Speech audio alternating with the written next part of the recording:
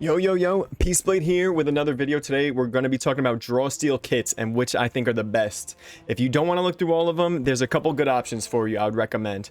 First, if you're doing damage, there's a bunch of sort of hit 2 kits. You have dual wielder and you have Gizarmir if you are melee. They both let you hit 2 targets that are kind of close to you. Gizarmir gives you some range and is tanky. Dual wielder gives you a lot of mobility. If you're playing a ranged character, rapid fire lets you hit 2 from far away, also gives you a bunch of mobility. Pretty straightforward there. There's some, I think as you level up, you might like some of these scaling kits that are kind of weird. You have Spell Sword and you have Arcane Archer. They let you use a bunch of different abilities. They hit 2 targets, a main target, and then there's a little bit of like trickle damage that hits a second one close by.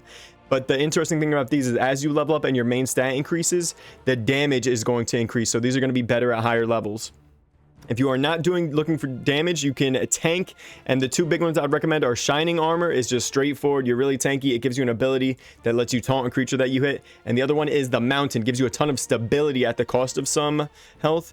Gives you a big single target hit, but it has the drawback of being a 004 damage bonus kit. So unless you're playing Tactician and you can kind of shore that hole with something else, you might want to stay away from it. On the other side, you have weird utility kits that you might find interesting. You have Battle Mind, Warrior Priest, and Retiaris. They all give you an ability that sort of CCs or adds a scaling damage rider to your opponent. Warrior Priest gives a debuff where the target, when they take damage, they take additional damage. And Battle Mind is sort of the same, but when they are pushed an additional distance. So these are interesting ones if you want to provide some utility for your team, but I would say maybe avoid them because of the way that end of turn effects can kind of be like you CC this guy, or you put a debuff on the guy, he goes right after and gets rid of it. But these are my top picks. If you don't want to read the whole thing, hopefully you found one that's interesting. Enjoy them. Stay sharp out there. Peace.